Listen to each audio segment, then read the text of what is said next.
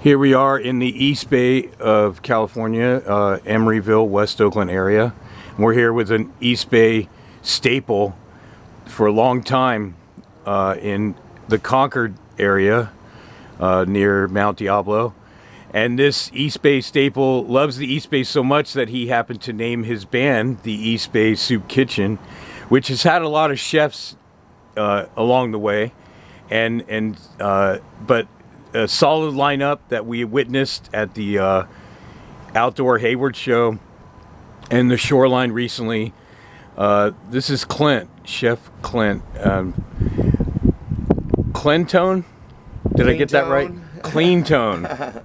Okay, this man has been around, and I'm proud to call him a friend and a fellow entertainer in the Bay Area scene that we love so much, and that's why we're here. So take it over. We were talking off camera earlier, and I just want to bring this back up about the history of the Bay Area. I've only been here since '92, and I love to share stories with people that they tell me stories about the late '70s and the '80s with certain folks who have succeeded here, some that are not known, but we want to bring it all to light.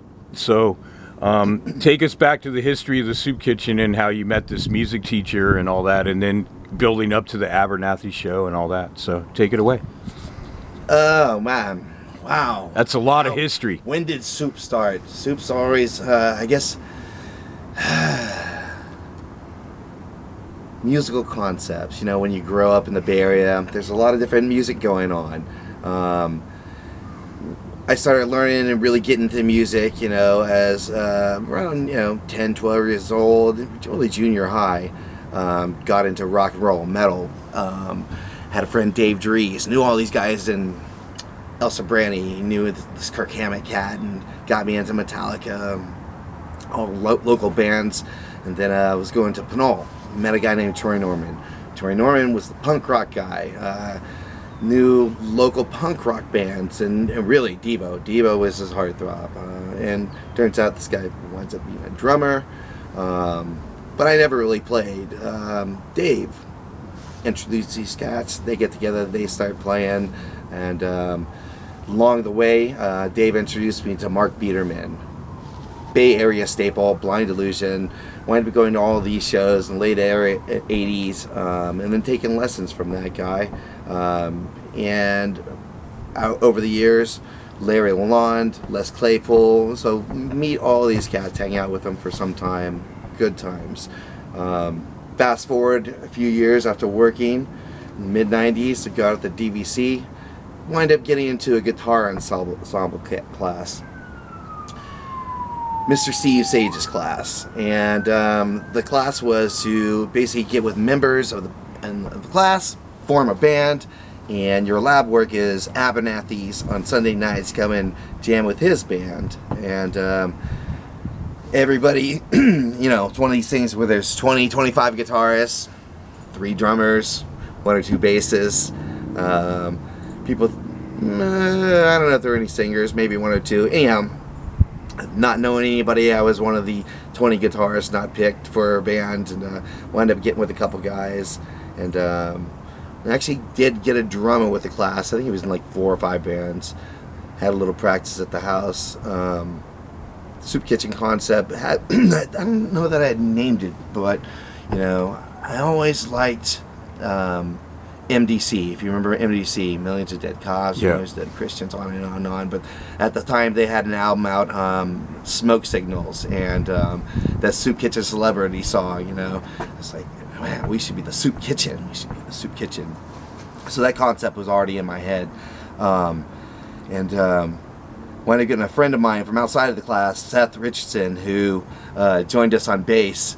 And he brought another guy who, Jimmy, was singing, playing harmonica, and they went, you gotta fire that drummer. Oh, shit. So right then, I'm already firing people, and Troy heard about this thing, and wound up joining the class, made one actual class, but was always in lab, so he was always there for the bar. Well, it's school credit, so, and away we went, Did that for a short period of time, and then all faded away. Had gotten to work, families, whole thing. 2014 started it back up, and here we are, taking the concept. Where's the concept? Where's this music come from?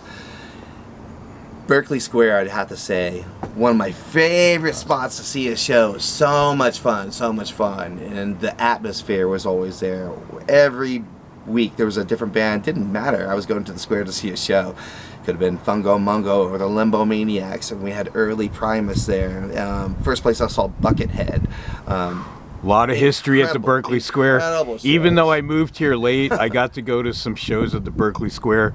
Legends have played there, like Fishbone, Primus, literally everybody, and not only from the Bay Area, but this was a spot where national acts from other states played, and Berkeley Square was, you know, just as legendary as Ruthie's or the Stone in San Francisco.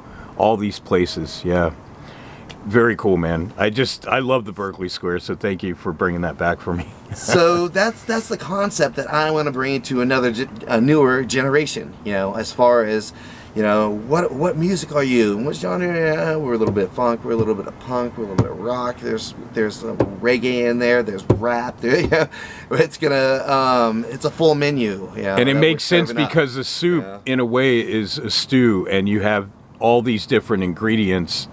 That just doesn't limit you to one thing, because the soup would taste bland. It's a musical soup, man. There you go. It's brilliant. I love it, man. It's a great concept. You know, it's something that needs to be franchised. Every city needs to have. Well, there needs to be a Chicago soup kitchen, a musical venue. That was one of my things. You know, if I was a billionaire and I was a philanthropist, I would take the soup kitchen thing, and they would literally be musician working houses. I know a lot of musicians in the Bay Area that are trying to get over one thing or another. They're struggling. Well, no, here's the hotel that you're going to work out of, and you're going to create, and it's going to be an art thing, and you're going to produce. You know, you're not going to have to worry about the outsides of food and clothing and all that. We're going to take care of you. You know, because I'm a billionaire, right? I can do that. There's these other. Well, thank God, your heart's in the right place. I wish there was people with that kind of money that would actually put back into the arts into the soup kitchen, or put into the arts at all. Yeah. You know, and that's good. You're kind of doing what you came from. You went to this school, and you're, you know, kind of like bringing that concept to, like, hey, we could do this. Dude. Yeah, giving it back. Yeah, and we've had a few times we've been lucky enough to definitely play benefit shows. Unfortunately, a lot of cancer benefit shows, but there's been they just did a toy drive recently. We got to do some punks with lunch and feed people, and I make soup and we serve it. You know, at every show they serve the soup. We dress up like chefs, and we do some chef related songs, some menu related, and some kitchen songs, whatnot. A lot of dog songs. So we're all dog owners, and we love dogs. So. And we know about doggy bags, the take home doggy bags. So there's the tie-in and the connection. That's awesome, man. I mean, you know, I have to touch upon a scene that, like, the Bay Area is known for the thrash metal and a lot of punk. But at one time, before grunge killed it, we had a thing called funk rock or funk metal. And it was awesome. We had bands like Psycho Funkopus, Blue Chunks, Mordred, Puzzlefish, Mordred, you know, Limbo Maniacs, as we mentioned before.